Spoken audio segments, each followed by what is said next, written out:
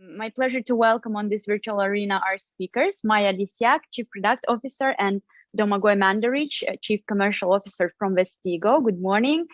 Morning. So for this interactive poll, there are just 2 short questions, and they will now appear in the comments on LinkedIn Live and on our website live stream page. So please take a moment to leave your votes, and we will share the results in the real time during the session. And the topic of this next keynote is the back-end transformation as a prerequisite for a truly innovative and truly digital bank. Maya, Domagoj, it's absolutely great having you here today. Warm welcome on the stage and good morning. Good morning to all. Good morning, Christina. So thank you, Christina, for the introduction. Thanks to Sylvia for a very interesting presentation, and very much also look forward to discussing this further during panel discussion. Good morning to all. So Maya and I will talk today about evolving payments landscape and about the role of backend system in making banks successful. So we will start with a bit of market overview, what's happening in the market, what is generally the role of backend systems in this. This will be done by me, and then Maya will take over and talk about key success factors of backend transformation, and also give a bit of a history of evolution of backend system to what we have today, and also what we will have in the future according to our view. Let's start. So I think this is a very interesting chart. I mean, we call it here smart money, but it is like very sophisticated venture capital firms, venture capital investors, and how they are investing their money. If we look into fintech space, of which payments are a big portion, this year is a record year. So already in the first 9 months, there were more than $100 billion invested into fintech space. And you can only imagine by year end, probably we talk 130 or something billion. So a lot more than in the past. And although if we look at the chart, last few years have also been great. So this has been a phenomenal growth of investment into fintechs, and showing a lot of confidence by the investors that this space promises high growth and high returns in the future.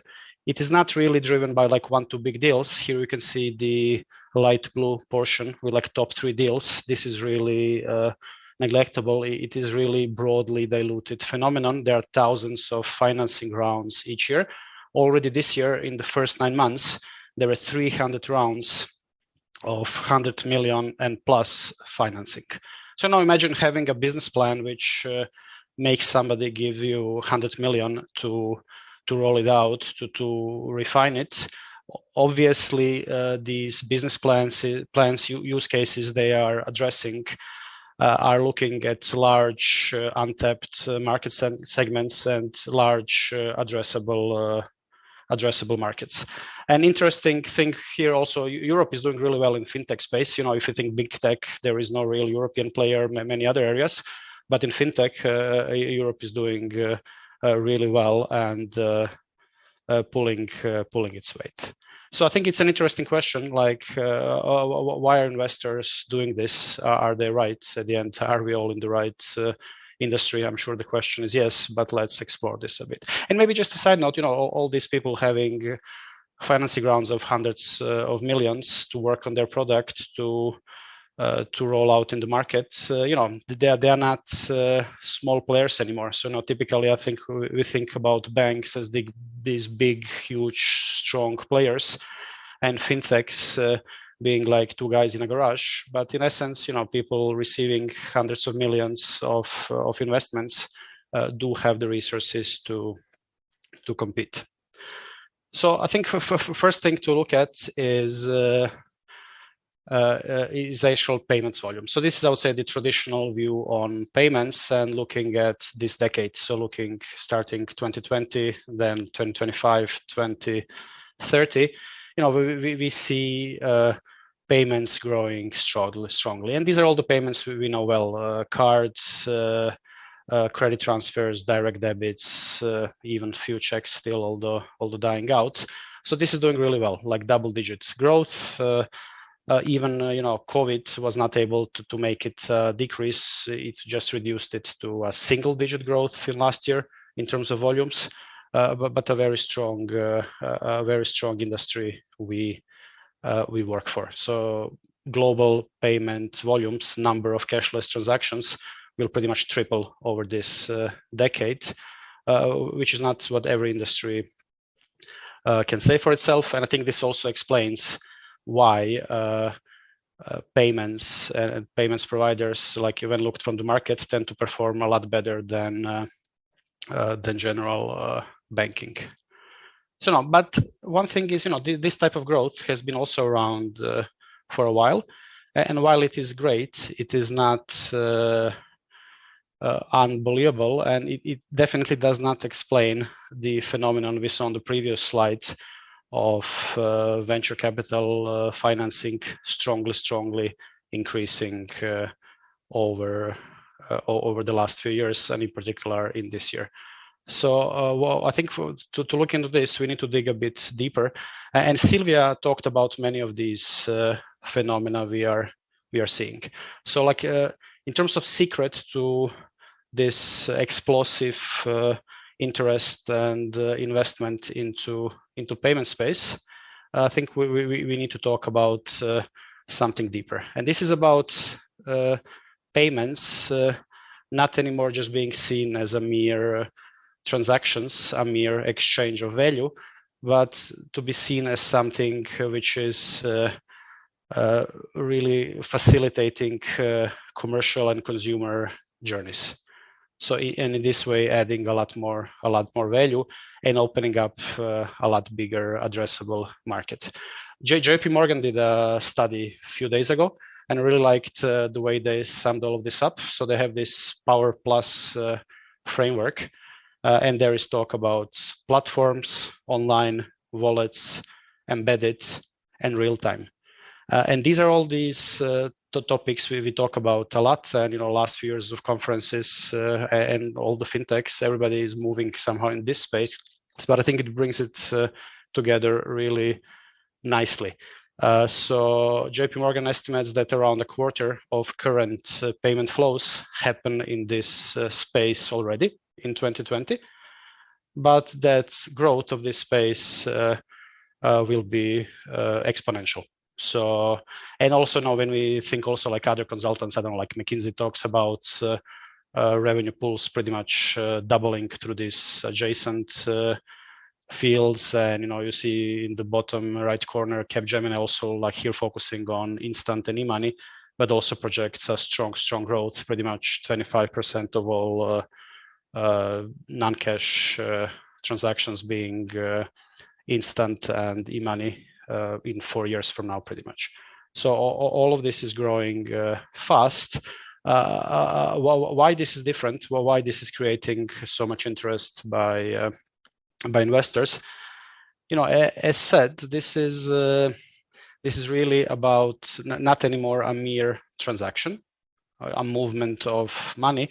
This is about understanding commercial, like a business's end-to-end process, understanding customer journey, and being part of it. So some people talk about absorption of payments into purchase to pay journey, and this is absolutely it. So this is a lot bigger than that.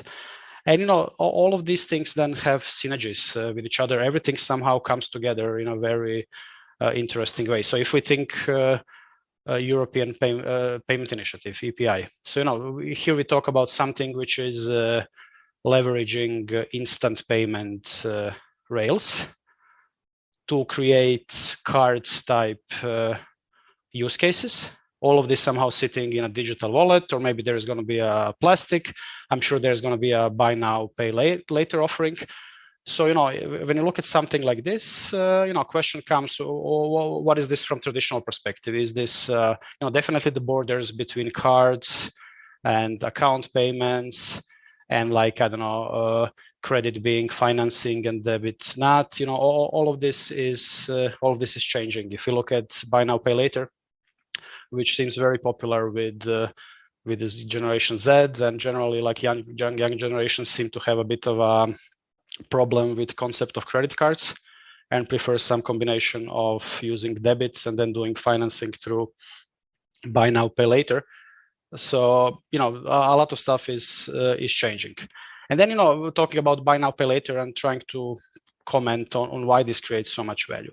You know, merchants surveys say that buy now, pay later compared to credit leads to higher average tickets. So people buy more, conversion is higher, they don't drop during checkout process, and also repeat business is higher, so they come back and buy again. So, you know, when you have this much value created for the merchant and for the customer, at the end, you know, for merchants, this definitely is something they can pay more for and still be happy because it creates more value for them. And I think that this is all about this Power Plus world.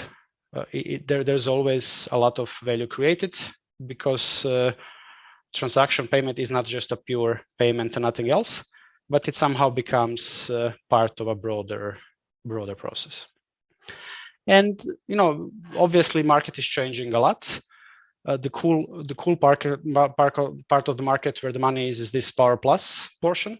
If we look at traditional portion, this is fine and growing, but I'm sure there's going to be competitive pressure on pricing and everything else. So I think it's very difficult to imagine keeping the same processes like up to now and being successful in the new market environment. So what from backend perspective, now just a few points, what we believe are the requirements on a backend system in this new environment. So backend definitely, and Maya will talk about different generations of backend system also then just to put in the context, and there's going to be a bit of a poll also to understand how people see these things and what is the current situation. But, you know, it always comes like, how can you help a business? So grow revenue, manage cost, also improve customer experience, and then this has impact on revenue. So in terms of growing, so important thing is partnerships, and we see partnerships as both distribution partnerships, so bring in other organizations to help you sell a product, and also innovation partnerships, so somehow integrate with partners to extend your product range. Today's world, applications are so varied, I would say impossible for a single organization to play in all the growing fields. So definitely cooperations and ecosystem type innovation are important. And, you know, for backend system, this means being API first, being able to handle B2B2C business models, automatically multi everything, you know, all of these things. So backend system should support growth. Cloud, very important, both to be a lot more agile, to have cost efficiency, not to have problem with growing volumes. But, you know, you cannot put any system in the cloud. Your system needs to be at least cloud ready, then cloud native, born in the cloud. So definitely needs to be possible to enjoy the cloud benefits. Then customer. So frequently banks are organized in terms of products. And then create a bit of an issue for the customer. If customer has multiple products, how they want to use it, how all of this works. Definitely important to put customer in the center and to have a truly customer-centric system, not to have a card-based system, which then somehow through some quick fixes gets turned into something which has a bit of a customer centricity, but a really truly customer-centric system. And from Vestigo's perspective, we believe this convergence is a big theme, because we talked also before with the EPI example, and Sylvia talked about this. So having cards and account-to-account payments in today's world with instant payment, with open banking, are a very similar thing. There's like large part of this flow which can be unified. And I think for banks to be truly efficient, both in terms of systems and processes, to have this real cost efficiency, because it also translates into surround systems and everything else, you don't need any more separate KYC fraud, whatever, for account and for card. Everything can be put together, and also to have a brilliant customer experience, because you can really execute your customer journeys regardless of rails used. Having a convergent system, we believe, is the ultimate end game. So being able to treat cards and account-to-account payments on a same system, or a heavily integrated system. And then in terms of what backend can do, it can launch, it can help you launch new products. And again, we talk, everything here on the right side is about customer level, customer centric, like financing, buy now, pay later, or loyalty, or something like this should work for the customer regardless of the rails used. And I think frequently today, it is, if you pay with a card, they offer you installments. If you pay with accounts, they don't. There is no reason for that other than technical limitations of current banking systems.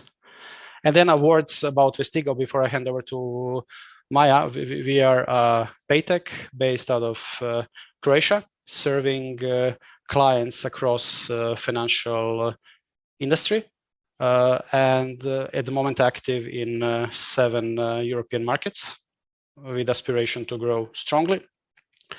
And in terms of solutions, as the theme of the presentation said, you can imagine, we are very much on the backend side of things, covering issuing, card management systems, acquiring, merchant management system, payments hubs for all account-to-account payments, and our newest product is Holistic Pay, which is a convergence modernization layer, which sits on top of legacy systems. So much from me. Happy to take questions later, but now handing over to Maya. Thank you, Domagoj. Good morning to all. My name is Maya Lisiak. I'm a Chief Project Officer at Vestigo. And today I'm going to talk about how the backend systems were changed for time and what are the key success factors for those changes. During the presentation itself, I will also have interactive questionnaires. They are already posted to LinkedIn, both LinkedIn and CE page comments. So please use these interactive polls to give us your views on things.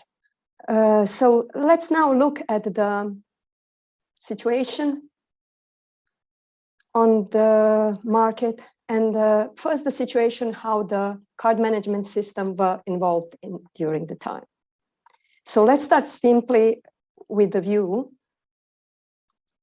on how card management systems were changed through the decades. Here on the diagonal line, you can see the main characteristics of those systems and how they were changed through the time, through the decades. You can see we started with legacy systems, then maybe developed even 40 years or even more ago, then parameter-based. Today we have also modern solutions and the next generation of the systems, which are basically the focus of our work in software industry today. The timeline you see here also corresponds to my career path. Last 20 years, I'm working on the projects, helping banks and financial institutions to migrate from the old card management systems to the new one. And through the decades, of course, the meaning of old has changed a lot. So each migration of the bank or payment institution or card processor from one generation of the software to another required a transformational project. And these projects for me were the main and are the main point of my career. And each successful migration brings business value to the institution, but not also only that, but the feeling of accomplishment to the project team and to the project manager. So let's start from the beginning with the oldest system alive. Let's call them legacy systems. The legacy software are still running quite well, but they do have limited functionalities. They are technologically outdated.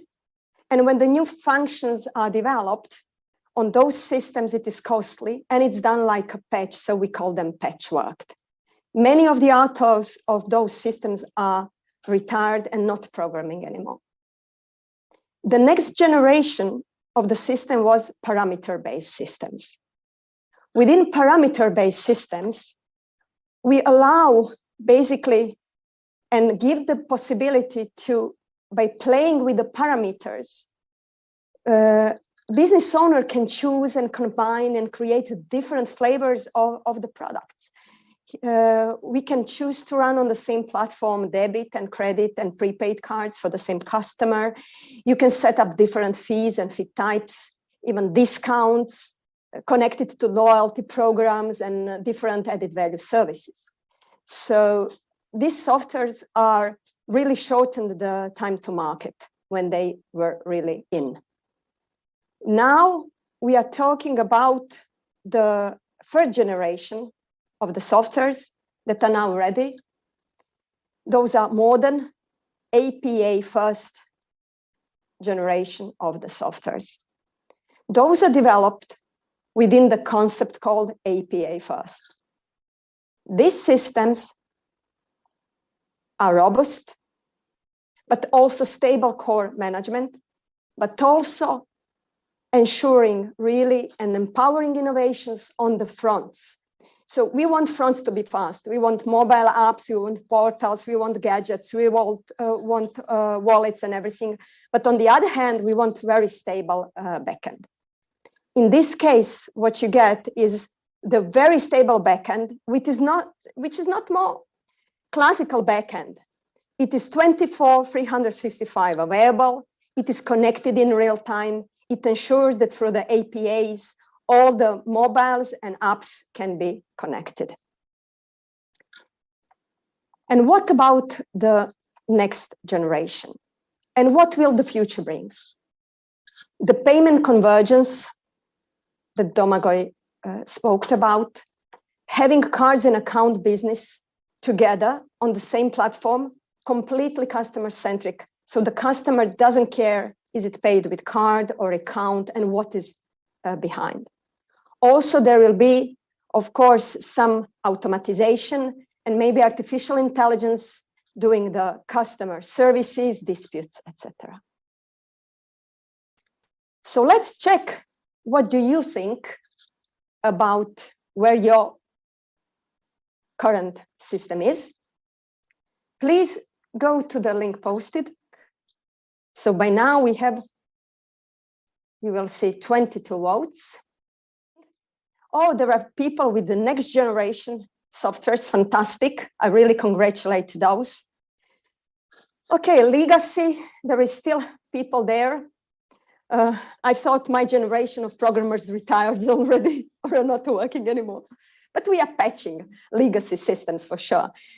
Many are on parameter-based and moving to the modern first API systems. I congratulate those. So, is there a need?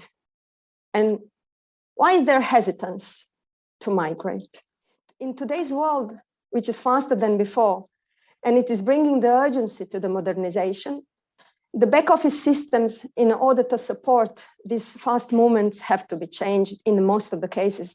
Those days, they said that they have legal systems. We'll eventually have to think about the migrations.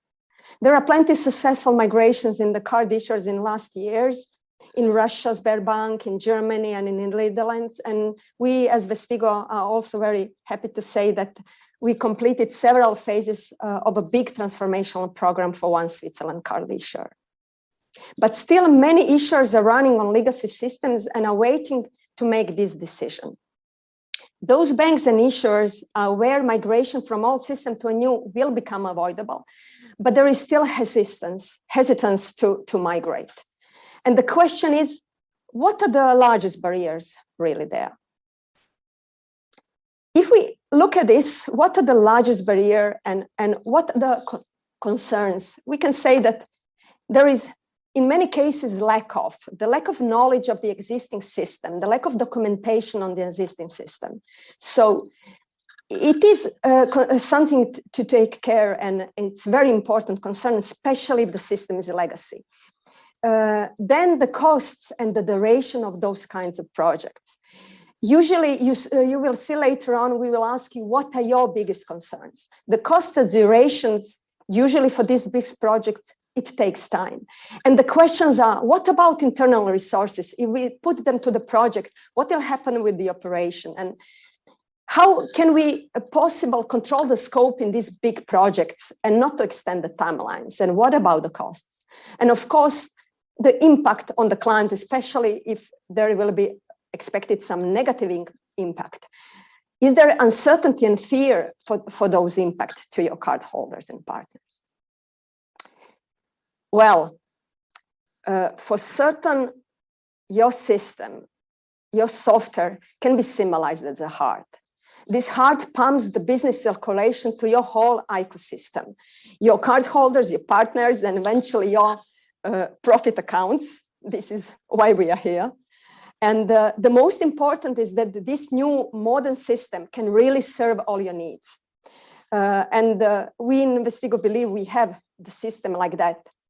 But the changing from the old one to the new one is kind of changing of your heart, and moving the business from the old system to a new one, it's a kind of open heart surgery.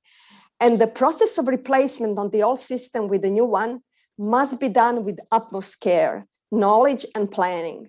And so let's see what we would say about what are the biggest barrier when you think about moving to the new system. The most are concerns about cost and duration. It's understandable, those projects are big. I will talk later on about key success factors, how we can control that.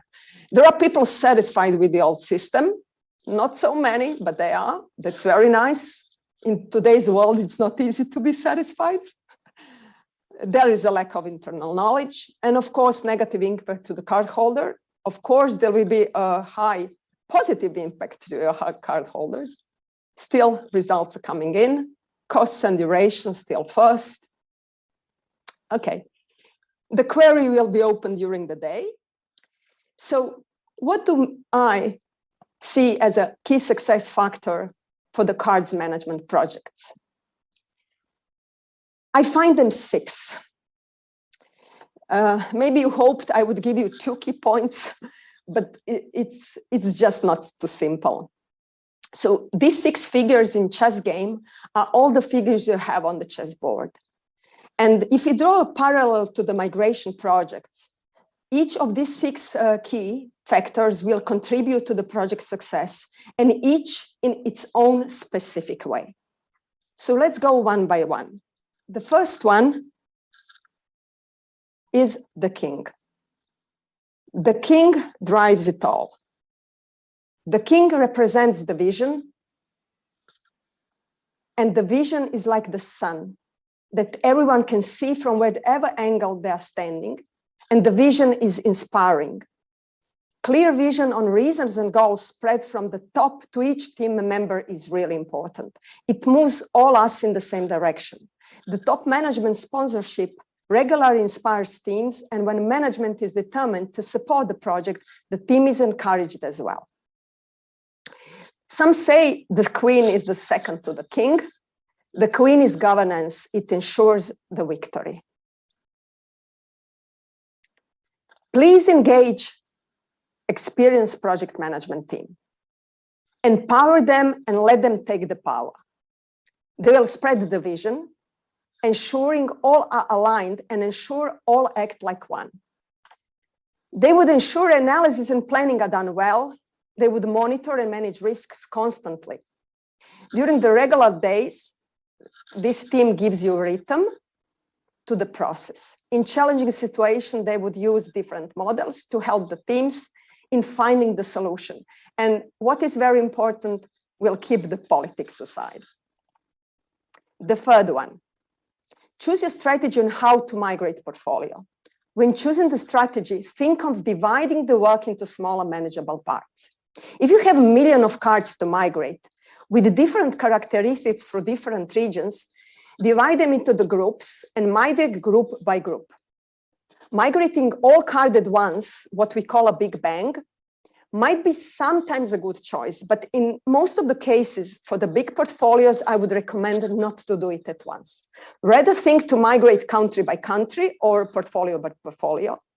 You can start with credit card first, and then launching your products only for your friends and family, and then follow with the data migration from the old to the new one. So sequencing migration and go lives through time, having the first accounts on the new system as soon as possible, not waiting for the all. And this is very good factor. So you can shorten the timeline to the first go live. The fourth one is the methodology, the night. So from the methodology concern, I would say be flexible and don't put too many restrictions. In my opinion, it's the best to take the both, the discipline and the agile. Today, everyone talks about agile, but as each methodology, it's not only to put one spice into your meal, mix it. So once you decide what is major concern for you, is it time or is it cost? Your project manager will define and offer to you the methodology that will use the purpose the best. In my experience, controlled middle level planning, so time boxed on quarter levels, etc., and the Scrum, maybe 2-3 week sprint will basically serve the best. The next one, move fast, do the reruns. On technical data migration part, do multiple testing, migrate, test, migrate, test, migrate, test. Do it again and again until you are completely satisfied. And the last one, of course, is the team. You will not win without the team. The team, we have to take care of the team because they are our success factor. So if it is about migration, and if we talk about migration, don't think about migration, it is a transformation. If you have 3 main ingredients, which are good card management system, the new heart, your vision and strategy and tactics, and these 6 main topics I was talking about. And then if you do it with the business, collaborating with IT, it will bring the best results for you in quite shorter time than you expected. Thank you very much for this. I hope you enjoyed. Many thanks. Very interesting keynote, Maya and Domagoj. I see we have quite a few questions actually from the audience, but unfortunately we are a bit limited on time. So I suggest we take something like 2 questions. So the first question is to Maya. When do you know that a migration project will be a success? What is the most important element in your opinion? It's not easy question to put everything in one. But if I really need to choose only one, I would say the trust and believe. So when people start to believe, when teams start to believe in the vision, and when teams start to believe they can make it, it will happen. Of course, this is not enough. You need to have a good methodology. You need to have vision. You need to have support from top manager. You need to have the organization, project management. You need to have experts in everything. And of course, the budget. But if they don't believe, you can have all this, but if people don't believe they can make a project, it will not work. So trust in them, give them your trust, communicate. And when they believe, when they start to talk about it on the coffees and on the chats, you know you are on the right track. Thank you, Maya. And maybe Domagoj, it's a question for you to take. How do you see significance of EPI for the future of payments in Europe? I think it's potentially hugely significant. And I think it's the right plan at the right time, fits all the big forces of the industry. The only reservation I have, obviously, Europe. This is not the first time Europe is trying to do something like this. I think we remember like historically projects like Monet and stuff, but this time it really looks to have a lot of push from both the biggest European banks and also from all the national banks, all the central banks, from the like political side as well. So I think it's an expensive project. Everybody's aware of it. So I think it feels like people are ready to invest into this, and I think it's going to be very, very fundamental. Okay, thank you very much, Domagoj. So I'm saying goodbye for now to Maya. Thank you very much, Maya. And Domagoj will be moderating our next and last session.